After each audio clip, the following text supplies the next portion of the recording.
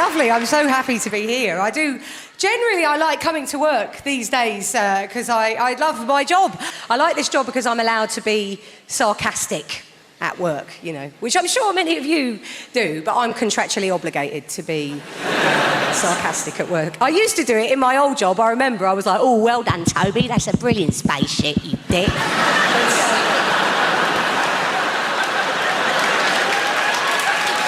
That is how I lost my job in the primary school, really. But it's weird. Sarcasm is very popular, isn't it, in this country? We go mental for it. We love sarcasm. Sometimes I think it's too popular. Sometimes I think it creeps into situations where it doesn't really belong. Like, I'll give you an example. Recently I was at the dentist and they had a poster in the waiting room and it said, question, do I have to floss between all of my teeth? Answer, no, just the ones you want to keep. I don't think sarcasm is appropriate in a medical context. Really. I mean, where do you draw the line with that? What if you're at the doctor's, at the GP in the waiting room and there's a poster on the wall and it says, question, can I eat all the pies? Answer, there, you carry on, you thick fat prat. That would be quite an aggressive campaign, wouldn't it? Although what's tragic is you wouldn't reel back in shock if you saw it in this country. You'd be like, oh, right, well, I'll lay off the pies then. I've maxed out all my credit cards. I love the adverts on the radio for credit cards when the woman's really excited and she's like, get this credit card because it's brilliant and there's 0 interest for 9 long months and you can buy loads of stuff and you can go into absolute denial about debt and it might even make you come. And then... right at the end, she goes, subject to availability, non-fixed rate, variable APR, terms and conditions apply. Like, what did you just say then? That's not a reasonable way of communicating, is it? You wouldn't tolerate being spoken to in that manner in any other situation in your life. You wouldn't put up with it. You wouldn't put up with it if, for example, you were out on a date and you thought to yourself, this bloke's attractive. And he says to you, I think you're attractive and I am solvent. And I've got absolutely no emotional baggage. But I will be intending to take you up the arse, not returning phone calls and erode your self-confidence.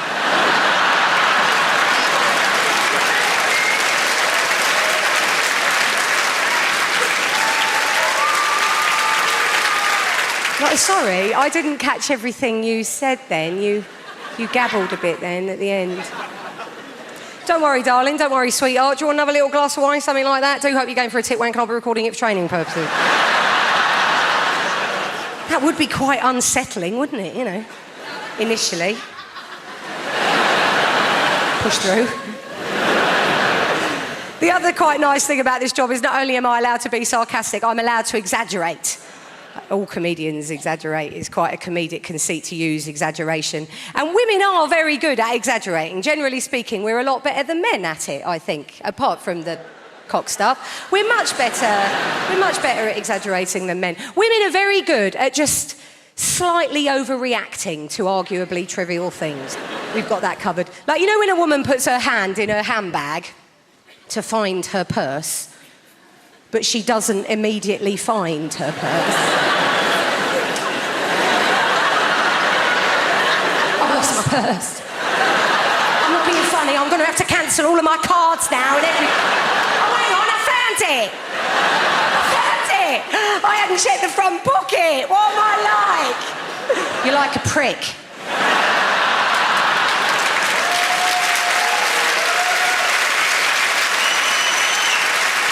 The other one, if we park a car in a car park and we don't find it straight away, that's the other one. We're like, someone's nicked the car. Someone's nicked the car, babe, because it's not where we parked it. I'm telling you now. Oh, hang on, it's there. Someone must have moved it. We make that noise as well quite a lot. I make that noise a lot. I make that noise when I'm in the car with my husband and he's driving. I'm like, he goes, what? I said, I've forgotten my lipstick. I said, I thought I'd killed a sodding child. I like being married as well. I got married just over a year ago, and I enjoy being married. It's lovely. I think I like it a lot, mostly because I very vividly remember being single, and I wasn't so good at that. I was single for years, like years and years before I met my bloke. Like, you know when women have been single for years, they go a bit feral.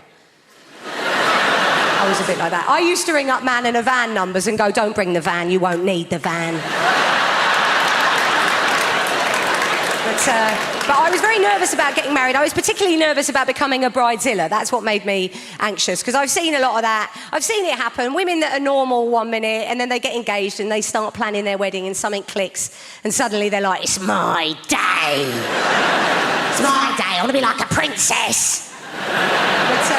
Yeah, so I was quite nervous about it. And I waited a long time for my bloke to propose to me. I had wanted him to propose in a spontaneous, unforeseen way. I would have loved that. But I did get sick of waiting for that. So in the end, I clearly instructed him to propose to me in a spontaneous, unforeseen way. It does get quite wearing, walking past sunsets, going, no, go, now, down.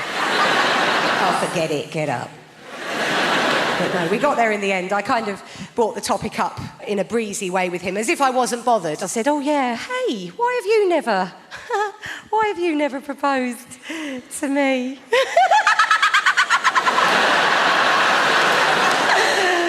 Why have you never proposed to me?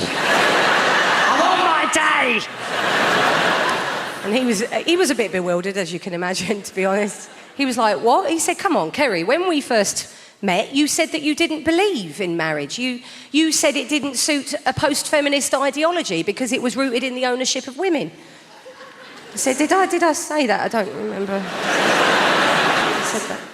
He said, yeah, you said it didn't suit the autonomous or spontaneous nature of the human experience. I said, well, screw that, I've changed my mind, haven't I? I said a lot of things at the beginning of this relationship that I didn't mean, and I did a lot of things that I don't do anymore.